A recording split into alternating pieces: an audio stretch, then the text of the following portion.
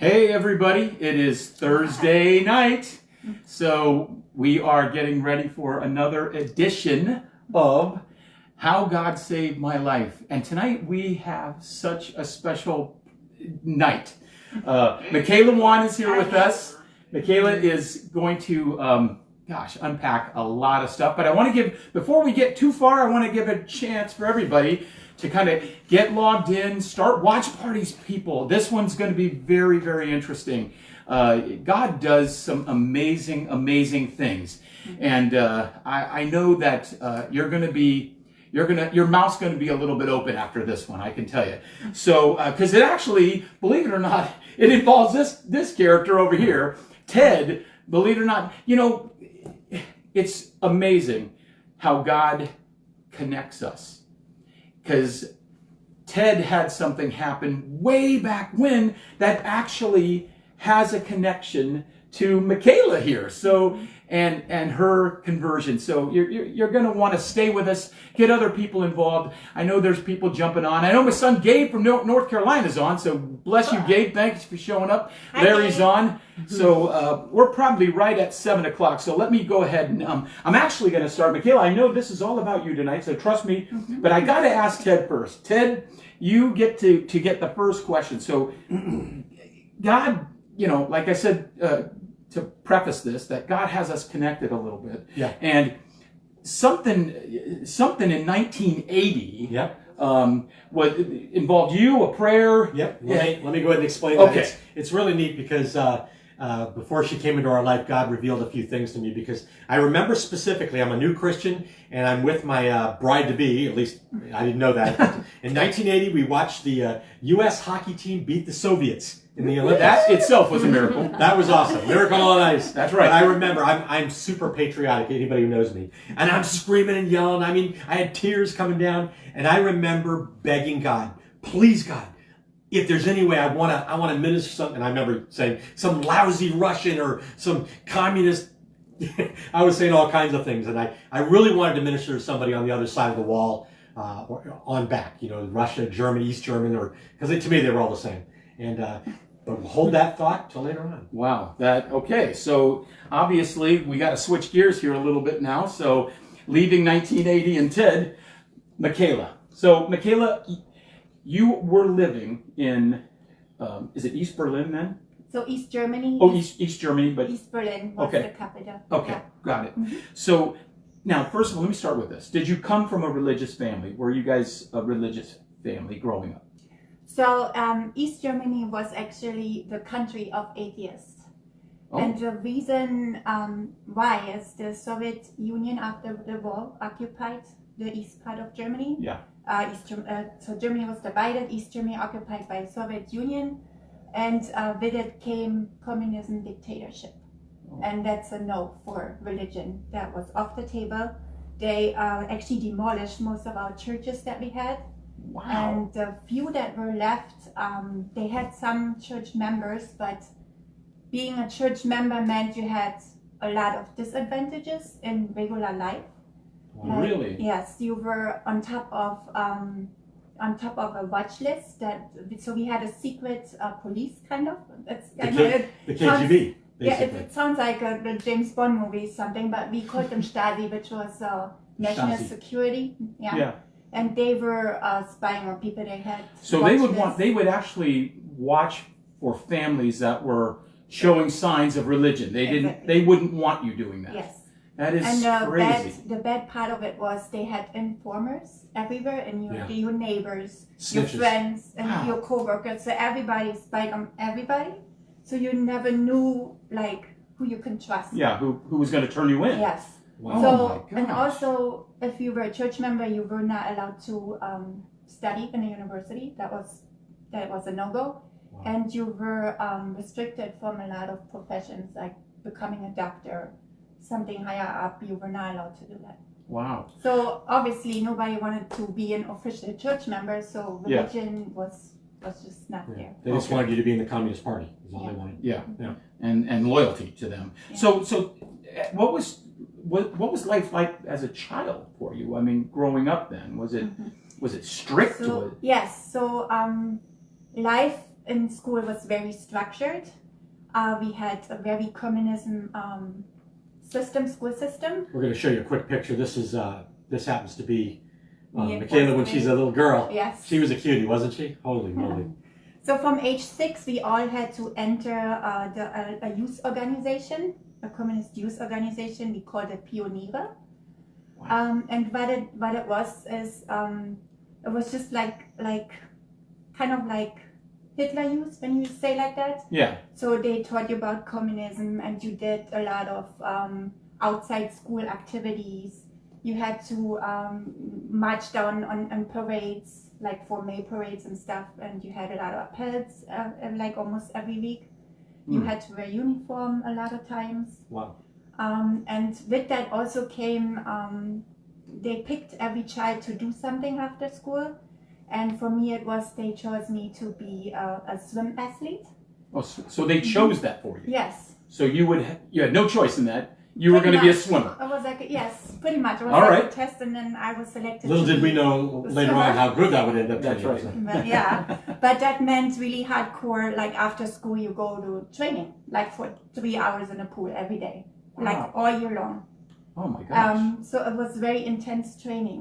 So my childhood was very structured and with not a lot of playtime. Yeah. Or like So free time. would you say that you were a good communist? Did you like being in this? Did this, or was there something that was, gosh, I wish I had more freedoms, maybe, or I don't know, or just this was just the way it was? But yeah, exactly. As a child, for me, it was just like that was my life. I didn't question it. Wow. It was my life, and that's what I did. And I took pride in being a swimmer, like a good swimmer, or being good in school. Wow. But I do sometimes got stressed out because I didn't have a lot of downtime. On weekends, we had competitions. So you were always busy. Always training something. Oh my gosh, Yeah. wow. It's nothing like what we've been used to here in America. No, this not at growing all. up here, it's a totally different But thing. it's interesting because everything that you're saying is what we thought was happening Yeah. over there. And so, and of course the communists would always cover it up and stuff. And, so we always felt sorry for the people over there. So let me ask this question then. What did you think about the people that were on the west side of the Great Wall? What were your impressions of them? So I had to say I had kind of mixed messages because my dad was a diplomat. He actually worked for external affairs, and he got to travel a lot without us. Like his family had to stay in Berlin, and he would go for 6 months on end somewhere in the world. So I kind of from talks at home, I kind of knew about what's happening outside. Yeah. But in general, from the East German government, they were trying to hide most of it. So we were not allowed to watch foreign TV channels or something because they didn't want us to know what's So happening. you had state-run TV? Yeah. That was Right. programming you were allowed to watch? Yes, and if you watch something else, you would be on the Stasi watch list. On the Wow, really? spy watch list again. And your neighbors might even turn you in for stuff exactly. like that. Right, exactly. And Golly. sometimes people just disappeared overnight and they got picked up and put in political prisons. Yeah. So they were trying to hide it. But in school they taught us that the imperialism is kind of a bad thing because it's capitalism and unstable for your life. You might, So they were always telling how bad capitalism Yes. was versus how great you have it here. But then, I knew it wasn't because when my dad came back from his trips, international trips, he always had the suitcases full of gifts and was like Christmas, and I'm like, oh That's my awesome. gosh, So I knew. You knew something was going on outside. I know it's not Wow. going to be that bad as they tell us. Okay, so tell me what are the things that you most disliked about where you were in East Germany and how So what I really dislike, at my heart, I'm an explorer. I want to see things. Oh, okay. I want to, see other cultures and do other things. So being in East Germany, you were not allowed to travel internationally unless it's in another Soviet country, which was like Poland, Hungary, same culture kind of. Sure. So I think I felt like trapped. I felt like I'm in jail, sort of in my own country. Wow. So I think that is probably the one thing that made me get out later. Wow. So what kind of feelings did you have when you saw the ruckus at the wall, or the wall's being broken down, there's great speeches being made, and the wall finally comes down? What were your thoughts? Mm-hmm. Again, mixed feelings. Yeah? Yes, I was very happy and excited, obviously, but also my family was in a very kind of special circumstance because my dad passed away 1 year before. Oh, so he never got to experience? Never got to experience Oh, that. Lord bless him. Actually came down. So my mom, she was an elementary school teacher in a communist education system. Oh, yikes. So for her, it was like, oh my God, I'm going to lose my job.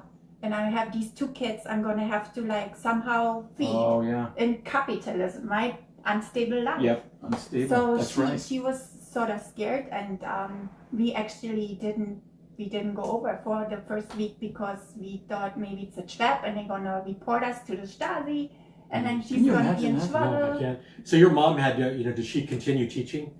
Yeah. But did she have to be retrained and everything?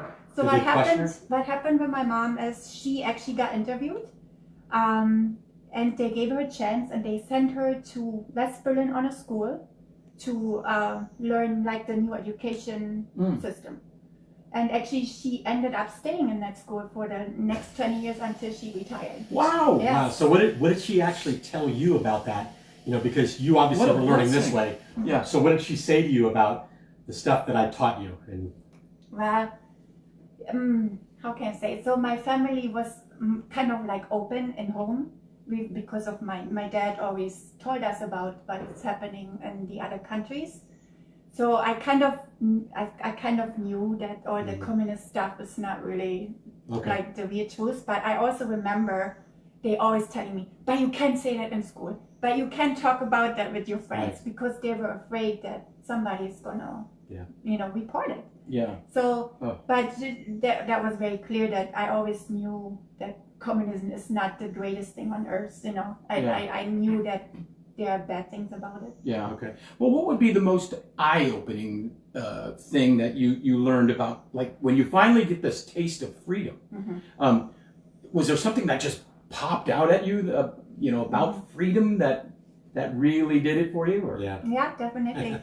So back in East Germany, we didn't live in luxury, but we weren't starving, right? Okay, so you're doing like you could buy like milk, bread, eggs, things like that, like local grown things. Sure. But you couldn't buy like bananas or like exotic things. Sure. Or like as a girl you want nice clothes, or something, like a teenager, you always had to wear like the same thing over and over. Everybody wore the same thing. So for me it was, we came out of the subway the first day we went over.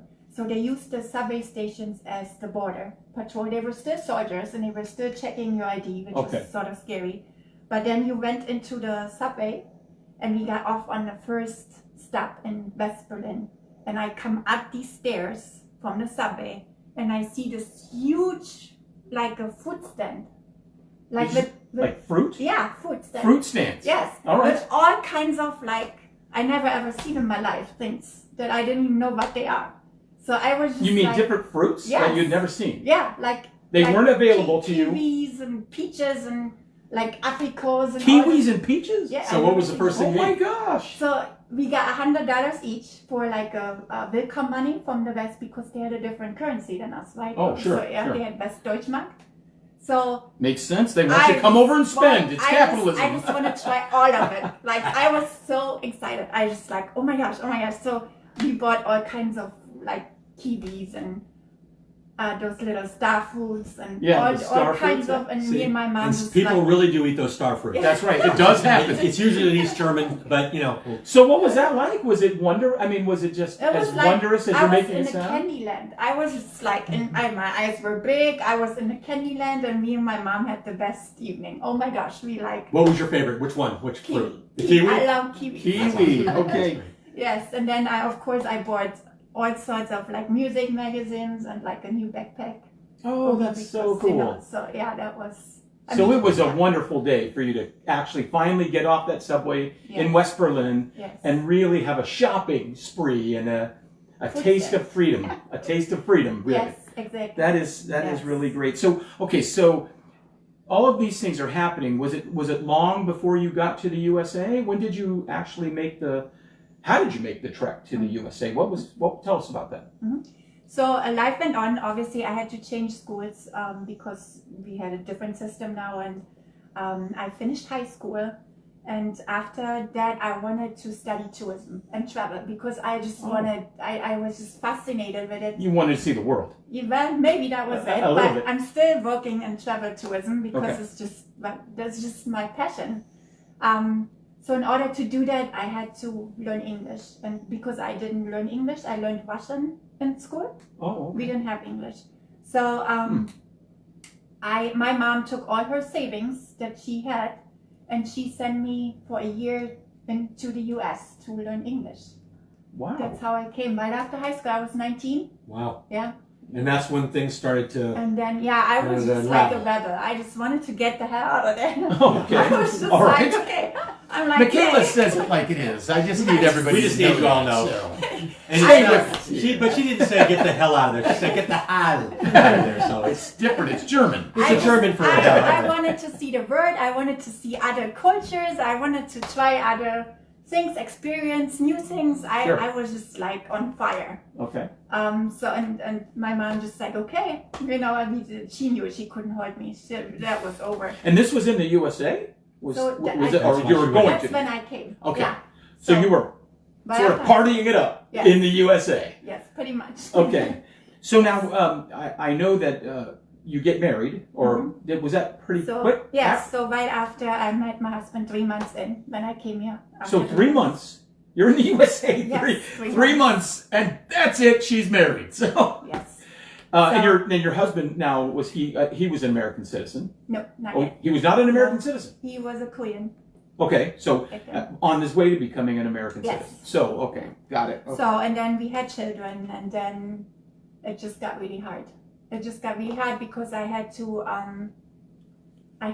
adjust to life in America. Right. Different culture. I had 2 little kids. My family was far away, thousands of miles. I had very little support. I did have a really good friend that helped me out a lot. And I got really depressed. Oh. And then I just grabbed to food. Food as my emotional... That was your drug. Food. Yes. And you could buy everything here. I mean, whatever you had desire, you could buy it. And just so you all know, we're going to show you a couple of pictures of what Michaela looked like before today. And actually, I'll go ahead and give the answer. You're about 100 pounds heavier than what you are right now. Yes. 100 pounds. And there she is. It's almost impossible to recognize who that is. Unbelievable. So in 2011 or 12, I'm not sure. God just hit the brake for me. He was just like, okay, here we go. You can go down this path. That's how I look at it today. Sure. I had a stroke. Oh my I was word. 35 and I had a stroke. You were 35 and You had a stroke. stroke. Because I was so obese. Oh my gosh! Wow. So, See, we learn these things as we go along here. I'm trying to come out of my stunned shot here that I just took. That's incredible. So today I'm thankful for it because it hit a reset button in my life. Okay. Amen. It hit a complete reset button. So is that where you started to transition to this? Like I know you got it at some point into kickboxing and all of that. Yeah. Is this part of that transit where I need to reset? Yes. So I need to start doing something for myself. So tell me a little bit about that. Yes. So it took about 6 months of acupuncture to fully recover. Wow. Oh, acupuncture. And then Okay. And then the doctors pretty much said, well, you're either gonna have to lose weight or it's gonna happen again. Pretty much that was how they said it. So I started swimming again slowly. I started walking again, and then one day I get this flyer in the mail from this kickboxing club, and I felt this super overwhelming urge, which is not me. I'm really shy usually, to go there and like, okay, here I am. Let's go. Yeah, I mean, because most women, they have this overwhelming desire to go kick the heck out of a bag and beat it up. I'm married, I know. Yeah. Anyway, go ahead. Well, Kim has probably kicked me several times. So Yeah, kickboxing. I feel like that's an urge that a lot of people Okay, That's not unnormal. So Yeah. Anyway. Anyways, so that is where I then met Michelle and Melissa and Ted. wow. Okay. Yes. So the meeting of the minds is starting to happen. Yes. Now, this is where I'm going to jump in a little bit. Mm-hmm. It's pretty interesting because I remember we all kind of, we would only hear her talk a few times. And to be the honest answer is that we thought she was deaf. I'm embarrassed to say that, but because now actually my wife said that first. I need you to know that. We thought she was deaf because we heard she sounded just different, and I didn't actually hear her that first time. And then when we went up and So talked, she was using a German accent, Well, and she you has- thought she was deaf. all right. I just want to make sure I clarify that. That's Ted. So going on. Anyway, one of the key things we noticed is that we hadn't been there that long, and it's like, wow. And I kept asking the girls, is it just me or is that girl like withering away? I mean, it seemed like only weeks that I watched her go from this to just what, and I couldn't believe it. Mm-hmm. And then that faithful moment. Do you remember that moment when me and you talked? Yes. Well, we were doing Spartan runs and mud runs and all kinds of activities and things. And I remember Michaela coming up and saying, I really want to join you guys and I want to be a part of your group. Mm-hmm. You just went over to them and asked them outright. Yeah, they were working out like across from me. So we always saw each other and joked each other around. And then I heard them about going hiking and on doing mud runs and stuff. And I'm just like, I wanna try. I wanna It's do neat this. because I specifically, I remember it felt like a divine appointment from God. And I remember looking in her eye. And do you remember what I was saying to you? Yeah. I go, Michaela, if you hook up with this group, you're going to do things, you're going to see things that you've never seen before. You're going to do things that you've never did. Your life is going to change. And I knew what I was talking about at that time. Yeah. She had no idea. Nope. But I said, your life's going to change. And she says, I want that. And it was like, okay. So From you there- knew that God was doing something. I knew because God was stirring something up. Oh yeah, the way her heart was, and then if we could get we don't have the pictures here yet, but we have pictures of her.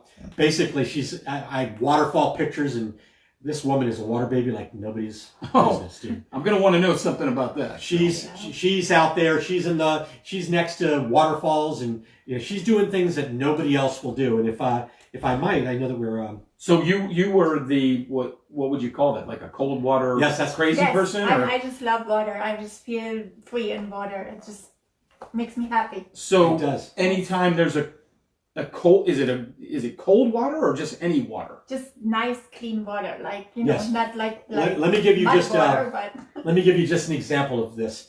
Tom, there's water that me and you can't go in, and that would be like Lake Washington water. It's Yeah. just not enjoyable. That's right. It's cold. That's We all right, know very that. cold. Well, I remember one day we all the girls and us, we decided we're going to go see. I'm blanking for a second here. Franklin Falls, and we go to Franklin Falls. Now it's wintertime, and wintertime at Franklin Falls. That's the time you want to see it. I love to take photographs. And you go there. But we're in our Arctic gear, heavy coats and gloves, and it's frozen. You go there, and this is the most unbelievable sight you've ever seen. The waterfalls are literally frozen. Frozen water coming down. And it's just a glorious sight. Wow. But there's still water in the thing because there's water coming out the back and so forth. And I remember we're all looking, I'm taking shots, and I look over, and Michaela's staring at it. Now, Michaela has this moment. It's when it's like when turning into the Hulk, the Incredible Hulk. It's like for her, it's turning into the Incredible Mermaid, Miriam Frau. And so she's staring, and I'm like, Miriam Frau? Miriam Frau. I knew my word. It means mermaid in German. Okay. But she's staring. I said, Michaela? And she goes, I can do this. And we have it on film. The girls cover her up. She changes and stuff. Now, there's this dude flying a drone. And he comes over and he goes, hey, dude, is she really going to? And I said, yeah, she is. And next thing you know, there's no stopping her. She just ran in.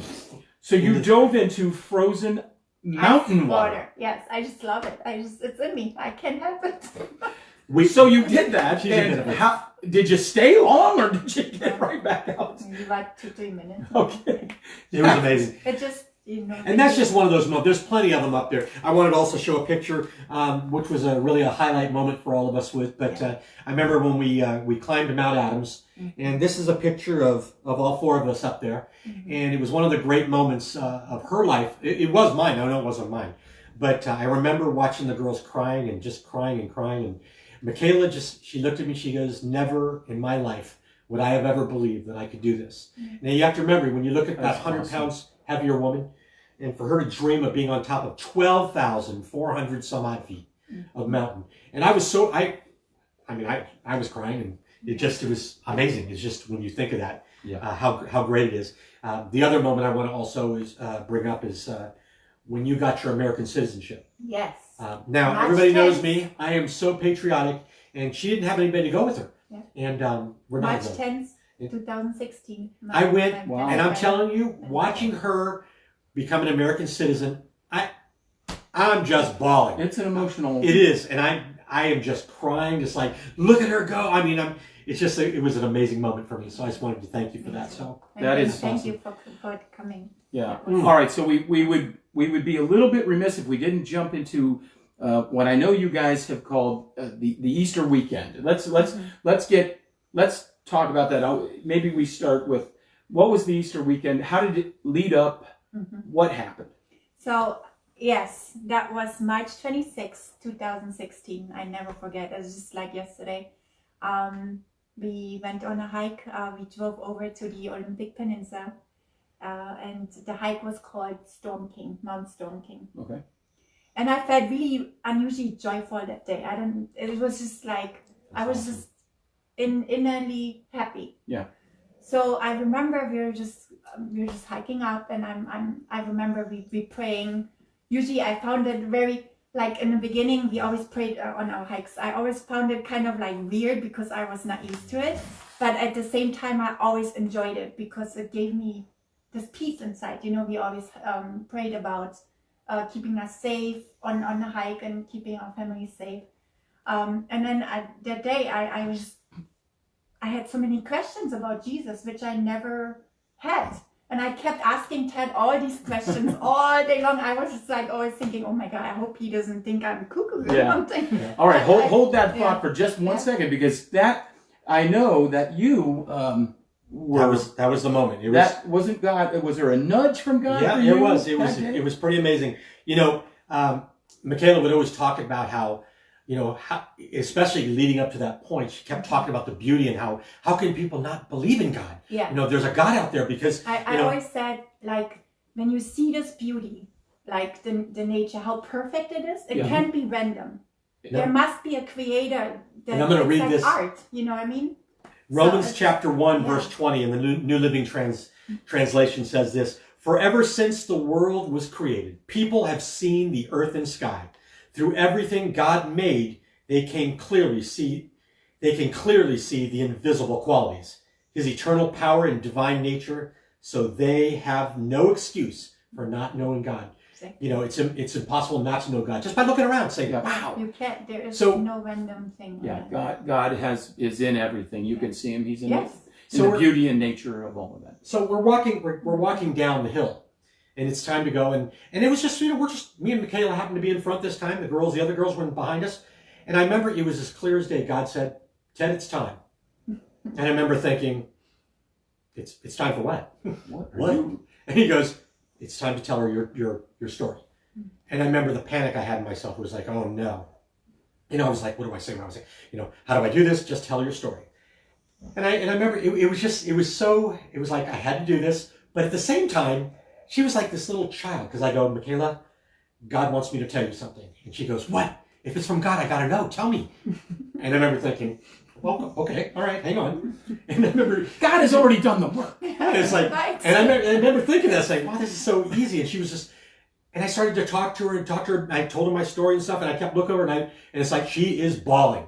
And it's just like, wow, God's doing something. And we get down to the bottom of the trail, and it's busy. It's really busy. And I remember, and she goes, "I have to know Jesus. I want to pray. I want to know Jesus as my Lord." And the girls came over and stuff. That is so cool. And I remember thinking, this is great.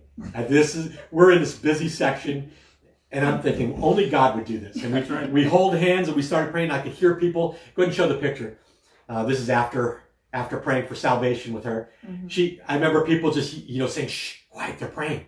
And I remember thinking, this is a God. Only God could do that. Could shut up the heathen and keep them from speaking up. And she accepted the Lord right there on Mount Storm King.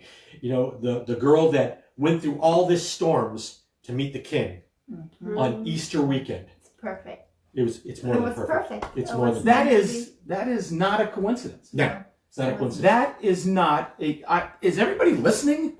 God does these kinds of things. He does. It's just so awesome. There is no coincidence. And that is amazing. I just wanted to end my part here with talking with her is that later on she came to me and one of the greatest joys in my life was she gave me this special gift right there and what it is I remember I had a bad week and I remember her coming up to me because I was feeling woe is me and all that, and I remember her coming up to me telling me that she had something for me at the Christmas party, and God reminded me of this, that he heard my prayers back in 1980, and that this girl from up on the other side of the wall is the reason for that prayer.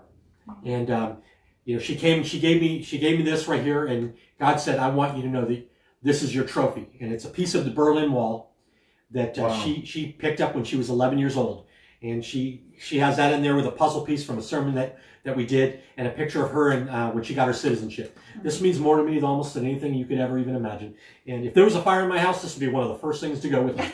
So that's for sure. So that's an amazing thing. So I mean, we talked early off about God has a way of connecting us, and little did Ted know that from 1980, the prophetic words he spoke, probably jokingly, would actually come to fruition about 2016, when all of this on Mount Storm King on Easter weekend. And here's a picture. Happened. Here's a picture. I got the opportunity to baptize her, and that is it's really one of the greatest moments of my life. And I just am so thankful that God was able to bring her into our lives. Yeah. And she has her sister sitting here with us also, and Michelle, and some of the traveling that she's been doing. It just doesn't stop. We've been to Scotland, we've been to Switzerland together. You can see there's the Matterhorn. So all of her dreams from her time behind the wall that are now coming to fruition, and God's changed her life big time.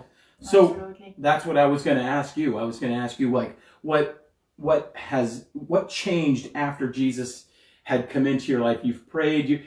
Tell us about life today. So the most thing that changed for me is I always felt misplaced because the country that I grew up in no longer is there. And the new land I came into here, I had a hard time connecting to.